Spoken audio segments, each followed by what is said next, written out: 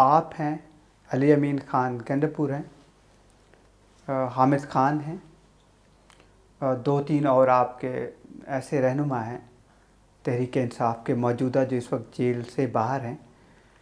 وہ سمجھا جاتا ہے کہ ان میں اتنا پولیٹیکل ایکیومن ہے، وہ مقتدر حلقے ان کی بات کو سنتے ہیں اور سنجیدہ لیتے ہیں. اور یہ آپ دونوں، یعنی کہ آپ اور علی امین خان گنڈپور، یا ایون بیرسٹر ظفر کی میں بات کر رہا ہوں، جی علی ظفر صاحب، جو سنجیدہ ایک میسج یا ایک برج کا رول ادا کر سکتے ہیں. ایک سٹیج آیا تھا جب آپ کی بہت غربت تھی، آپ کو ابھی بھی کافی اپڈیٹس دی جاتی ہیں، اگر عمران خان کی صحت کے حوالے سے ہوں یا ان کی اہلیہ کے آپریشنز کے حوالے سے، آپ کو لوپ میں ضرور رکھا جاتا ہے. تھوڑا سا بتائیے کہ کسی سٹیج پر، کسی ایسے نقطے پر آپ کبھی پہنچے تھے جہاں آپ کو لگتا تھا کہ اب اس کا پولیٹیکل سلوشن ہو جائے گا، کم از کم عمران خان باہر آ جائے گا؟ دیکھیں میں آپ کو ایک چیز بڑا کینڈیڈلی کہوں گا، میرا ذاتی کوئی ایجنڈا نہیں ہے.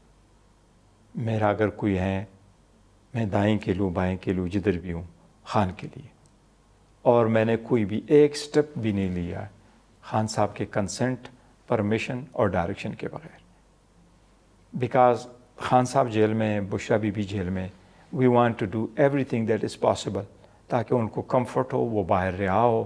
بیکاز ہم ان کی جیل کو انجسٹیفائڈ سمجھتے ہیں، اللیگل سمجھتے ہیں، پولیٹیکلی موٹیویٹڈ سمجھتے ہیں.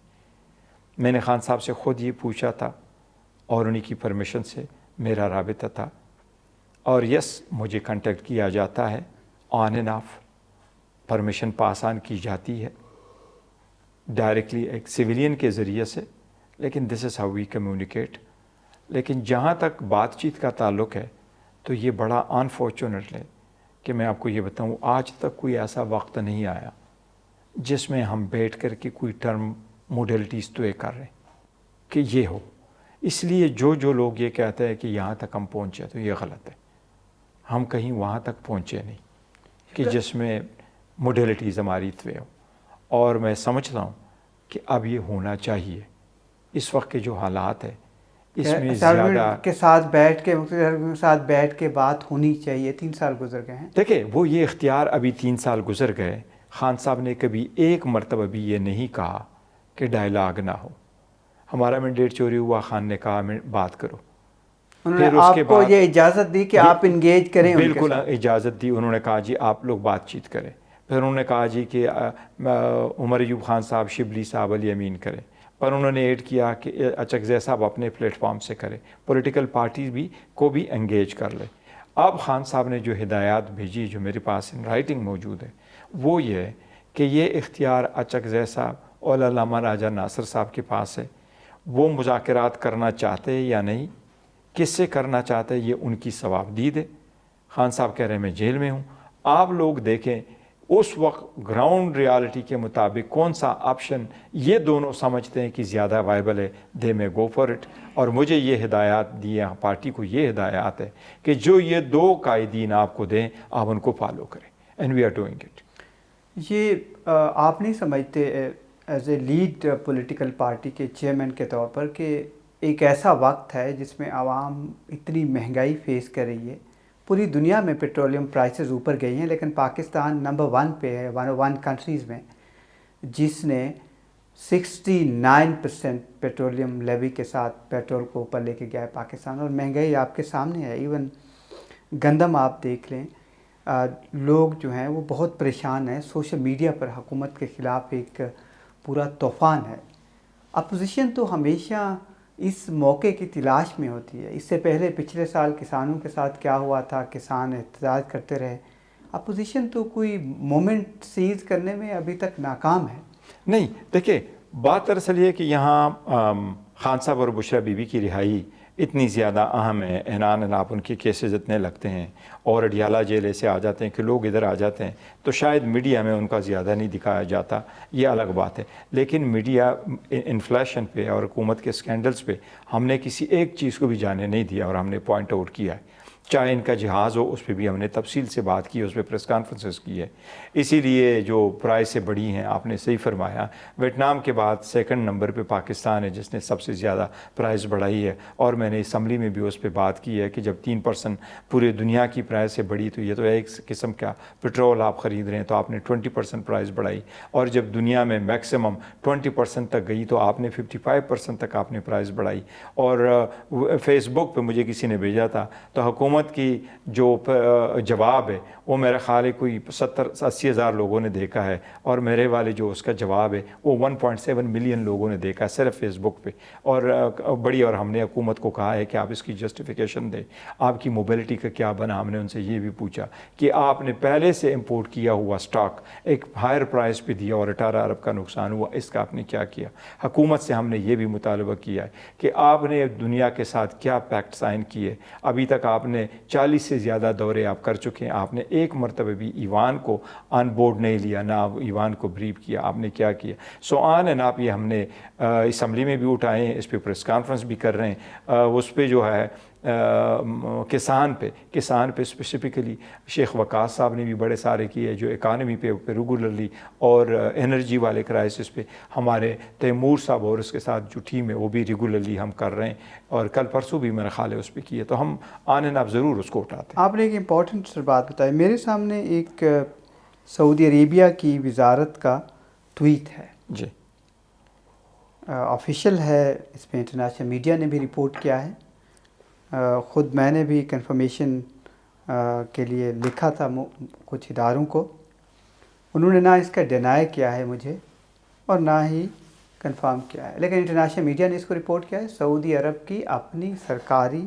وزارت اس کو کنفرم کر رہی ہے کہ پاکستان نے ٹروپس بھیجے ہیں سعودی عرب کو، اور فائٹر جیٹ بھی، کیونکہ دونوں ممالک کے درمیان ایک معاہدہ ہو چکا ہے جس کا آپ کو معلوم ہے۔ آپ ایک بڑی سیاسی جماعت کے چیئرمین ہیں، اس پر حکومت کو کوئی پارلیمان میں کانفیڈنس میں لینا چاہیے تھا، یا لیا ہے، یا آپ سے کوئی بات چیت کی ہو؟